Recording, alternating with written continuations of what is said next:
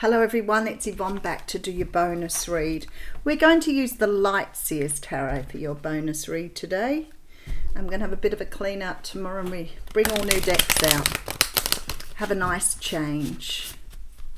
Hope you've all got something beautiful planned for the weekend. Let's see if we can just get you a little bit lighter there. Alright, let's get into the bonus read here. Very strange energies in the atmosphere at the moment, and I'm not sure what's going on. It still feels the same this morning. There's nothing. There's no birds singing. I can't even hear bats, and we can always hear bats here. But there's nothing. No movement outside at all.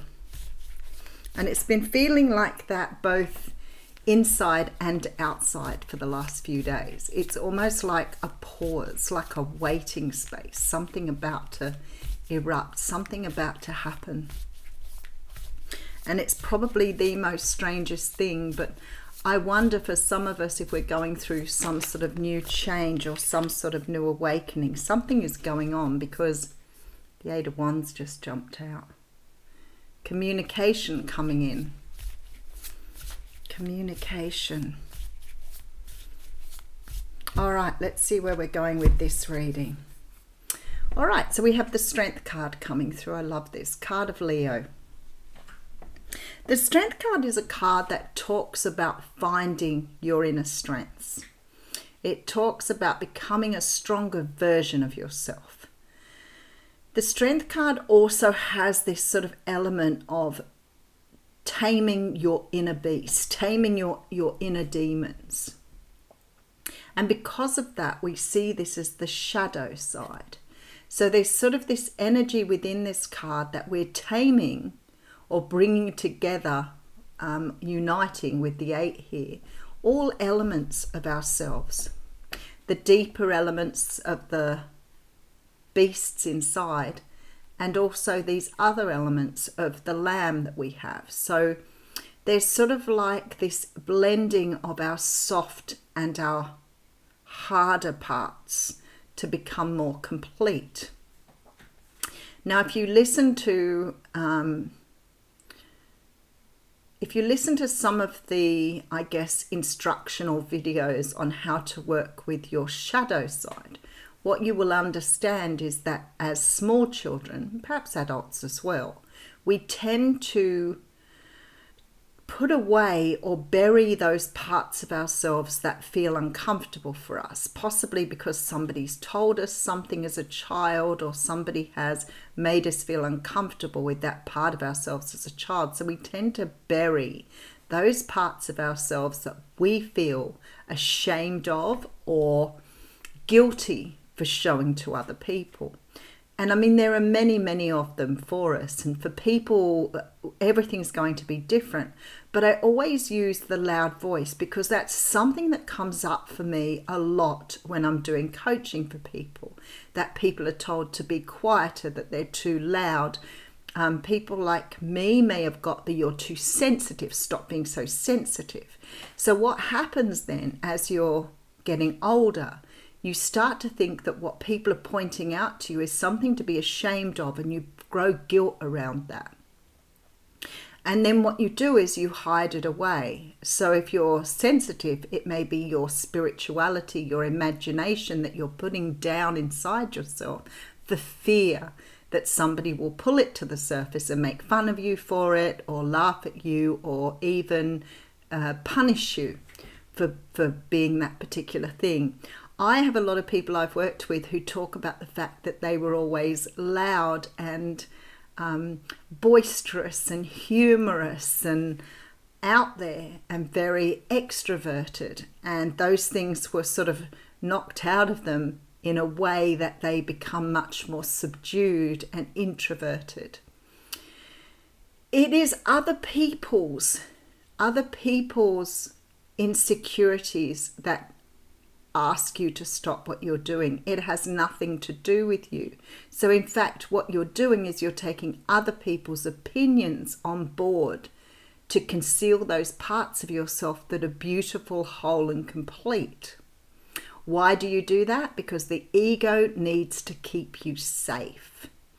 So if somebody's getting angry with you for being loud, then your ego will say quickly, put that away, don't let anybody see it, because you're going to get into trouble and you don't want to get into trouble. And your kind of getting into trouble may have been physical. So you tend to put it all away deep within you, and thus creating your shadow side. Now, I always say to people, under that shadow side lies all of those things. So in your shadow may lie your creativity, your imagination, your spontaneity, all of the beautiful stuff that makes you who you are.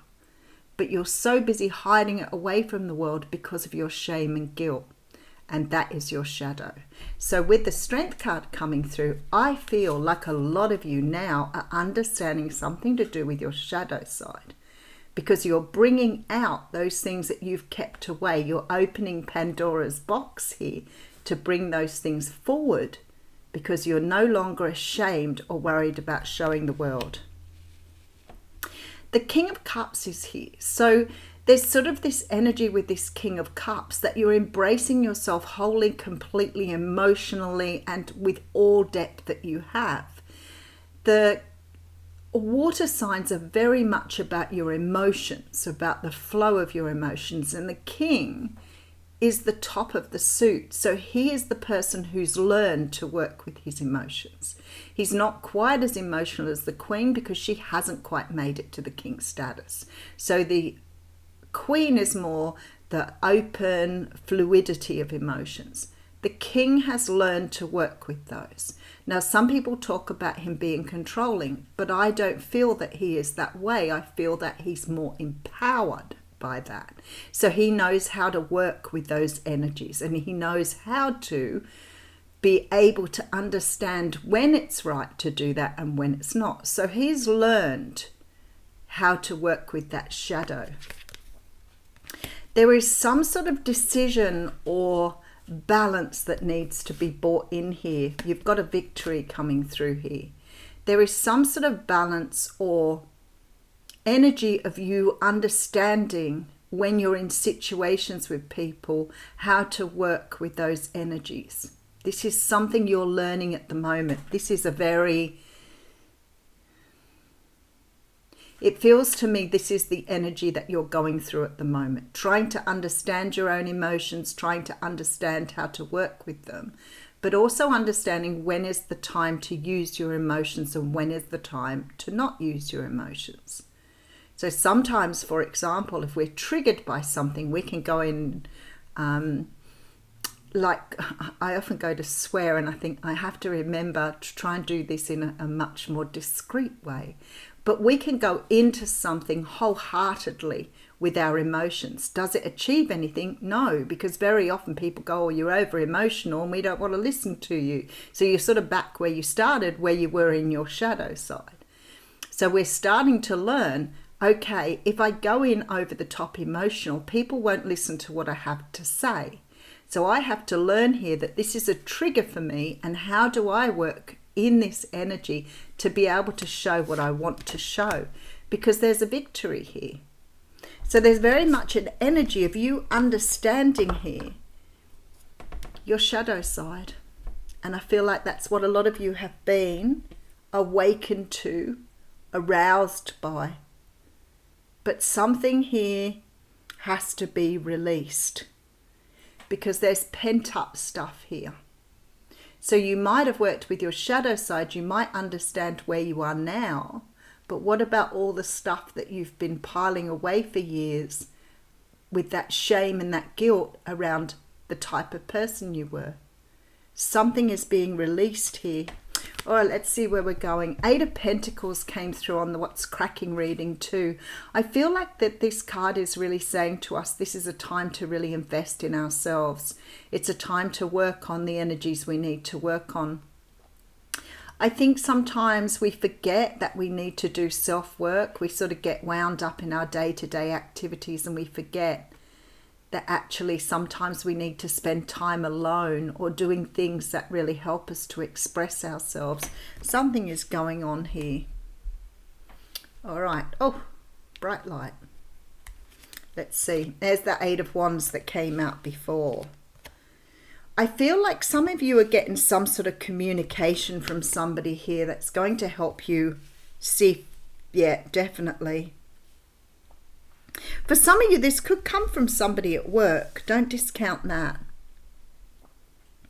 There is some sort of communication coming into you here that's going to help you see things in a very different perspective.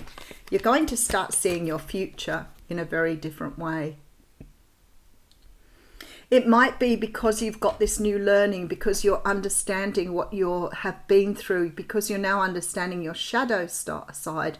Maybe your future looks different now. Maybe you're approaching it with more curiosity and enthusiasm than you did before.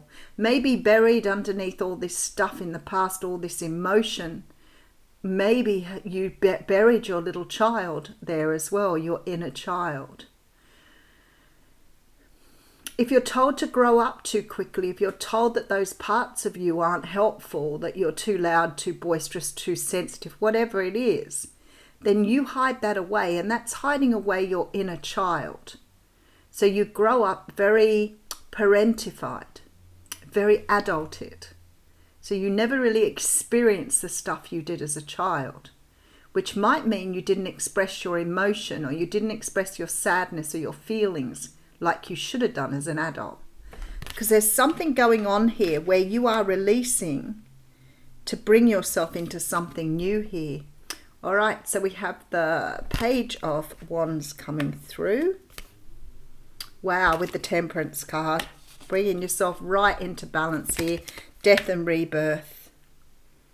Some of you are bringing yourself through a huge cycle here. It's really amazing. All right, so we have the Four of Pentacles, letting go of the past. Seven of Swords. Wow, okay, with this beautiful Ace of Swords, standing in your truth. You know me, I love the Ace of Swords. This is finally getting to a point where you are really clear and you are really understanding of how to move forward in your life. This is why you're focused on the future here, instead of sort of looking back and having regrets or remorse, or not really understanding. I don't even know if it's regret and remorse. It's not really understanding where you've come from. And that makes it very difficult to see who you are. And I wonder how many of you stand there and wonder who you are at a deeper level, how much self-love you have. Because if you can't really find the love of self, then something got missing along the way. And when we talk about loving oneself, we often sort of feel that we need to jump to going out and having a massage and buying yourself a nice outfit. But it's much more than that. Self-love goes much deeper than that. It's about acceptance, understanding, tolerance of yourself. Because sometimes we don't tolerate our own misgivings. And this is here showing me that somehow or another you are digging very, very deep here with the transformation of yourself. Getting really into understanding who you are. This death and rebirth energy.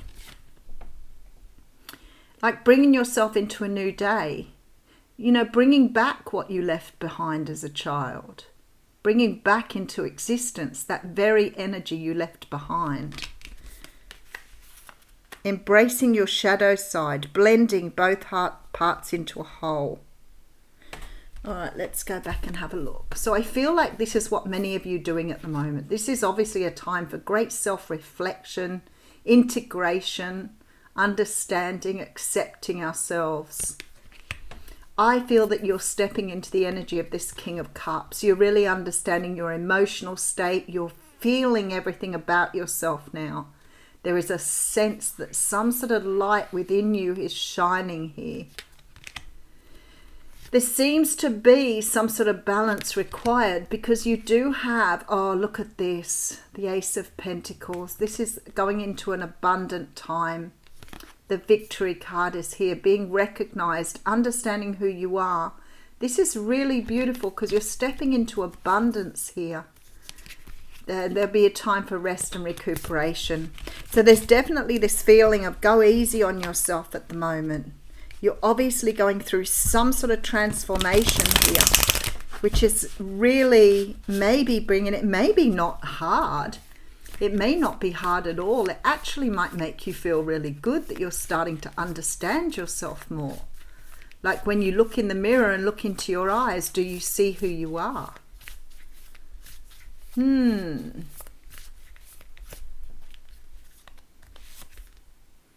The Chariot card coming through. Wow, with the High Priestess, here we go. Major Arcanas. 9 of Pentacles, growing into your own skin here. The Chariot talks about forward movement, but it also talks about you getting your house in order. It talks about you having everything where you need to. In this particular deck, the horses are moving. In many of the other decks, the horses, sphinxes, lions, dragons are standstill, which implies that your chariot can't move forward until you get those things into line, until you get both your creatures going in the right direction. And I feel like with this particular deck and this reading, this is telling me that you are now moving forward. You are learning to trust your intuition. You are learning that not everything is revealed to you at this point, and that's okay. What you do in the meantime is you invest in yourself. You put everything into yourself. All of this falls into place if you are investing the energy into you. This will all start happening of its own accord. Wow, there must be some huge transformations going on at the moment. Huge. Oop. Lost my little easel. Okie dokie, let's have a look at what the cards say.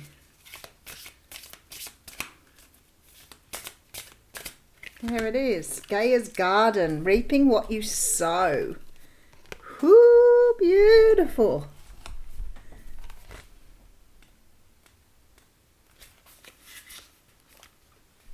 Fruition, abundance, and reaping what you sow. In Gaia's Garden, you have everything you need to make your dreams come true. There is no shortage of anything, and you're constantly reminded of the law of supply. Gaia is the infinite spirit manifest in all tangible things. She represents the abundance of nature. When she comes to you as your ally, she invites you to partake of all the blessings of life. There will always be enough for everyone. Success comes to you from the fruits of your intentions, and all is well with the world as a result.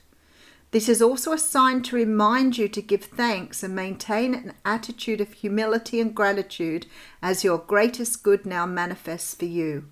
Gaia's gifts are sweeter when you share them with others. It's just beautiful, just beautiful.